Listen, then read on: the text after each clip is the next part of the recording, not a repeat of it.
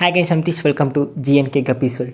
Guys நம்ம என்ன video பார்க்க போகிறோம் பார்த்தீங்கன்னா, நம்மளோட லாஸ்ட் வீடியோலேயே நீங்கள் எல்லாருமே பார்த்துருப்பீங்க. ஸோ நான் பார்த்தீங்கன்னா குட்டியை அப்போ எடுத்துகிட்டு இருக்க மாதிரி வீடியோ கிளிப்ஸ்லாம் காமிச்சிருப்பேன். நீங்கள் எல்லாருமே பார்த்துருப்பீங்க. ஸோ அந்த குட்டியோட க்ரோத்து தான் நம்ம இப்போ பார்க்க போகிறோம். ஸோ இது எல்லாமே நம்ம வச்சுருக்க குட்டி எல்லாமே பார்த்திங்கன்னா அல்பினோ கொய் தான். ஸோ இந்த அல்பினோ கொய்யோட க்ரோத் லெவலில் பார்க்கலாம் வாங்க. ஸோ ஃபஸ்ட்டு பார்த்திங்கன்னா இப்போ நான் காமிக்கிற இந்த டப்பாவில் ஒரு 20 டேஸ் வரைக்கும் நான் இந்த டப்பாவில் தான் வச்சுருப்பேன்.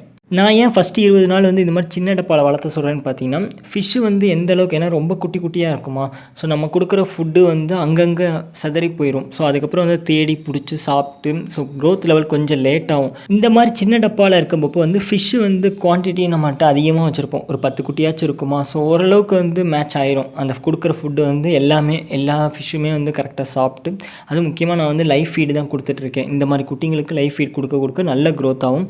நம்மகிட்ட மொயினா இருக்குது. ஸோ உங்களுக்கு வேணால் காண்டாக்ட் பண்ணிக்கோங்க. காண்டாக்ட் நம்பர் டிஸ்கிரிப்ஷனில் கொடுக்குறேன். ஆல் ஓவர் தமிழ்நாடு ஃபுல்லாகவே நம்ம பாசிபிள் தான், ட்ரான்ஸ்போர்ட் அவைலபிள் தான். நெக்ஸ்ட்டு ஒரு 20 டேஸ் பார்த்தீங்கன்னா அடுத்த லெவல் ஒரு டப்பா வச்சுருக்கேன். அது கொஞ்சம் பெரிய டப்பா. ஸோ அதில் தான் நெக்ஸ்ட்டு அடுத்த பேட்ச் நான் வளர்த்திட்டு இருப்பேன். ஸோ இந்த பேட்சில் இருக்கும்போது பார்த்தீங்கன்னா ஓரளவுக்கு அந்த குட்டியோட தலையில் எல்லாமே கலர் பாப்பப் ஆயிரும். ஸோ ஓரளவுக்கு நமக்கு தெரிஞ்சிடும். இந்த நேரத்தில் மேல் ஃபீமேல் கரெக்டாக கண்டுபிடிக்க முடியலனாலும் அட்லீஸ்ட் கலர் பாப்பப்பாக இருக்கும். அது பார்க்கவே அவ்வளோ அழகாக இருக்கும். ஏன்னா ரொம்ப குட்டியிலேருந்து வளர்த்தப்போ கொஞ்சமாக க்ரோத் ஆகப்போ நமக்கே தெரியும், ஓகே நல்லா க்ரோத் ஆகிட்டுருக்கு அப்படின்னு நல்லாவே கண்டுபிடிக்கலாம்.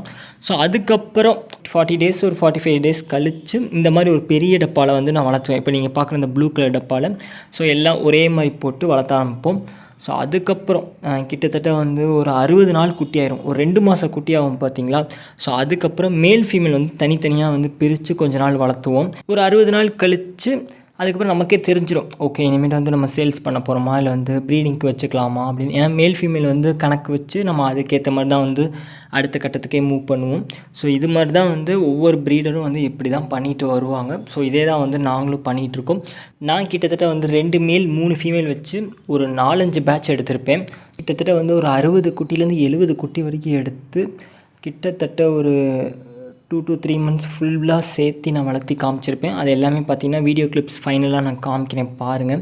மேல் ஃபீமேல் 2யுமே சேர்த்து அதுக்கப்புறம் பேரண்ட் ஸ்டாக்கு எல்லாம் 3மே இருக்கிற மாதிரி ஒரே டப்பாவில் நான் காமிச்சிருப்பேன். ஸோ அது எல்லாமே சும்மா ஒரு வீடியோ கிளிப்ஸுக்காக தான் நான் அப்படி எடுத்திருக்கேன். ஸோ எல்லாமே பாருங்கள். ஓகே, கண்டிப்பாக அந்த வீடியோ உங்களுக்கு பிடிச்சிருக்கீங்க. ஸோ வீடியோ பிடிச்சிருந்தா லைக் பண்ணுங்கள், பிடிக்க டிஸ்லைக் பண்ணுங்கள், யூஸ் தான் சப்ஸ்கிரைப் பண்ணுங்கள். தேங்க்ஸ் ஃபார் வாட்சிங்.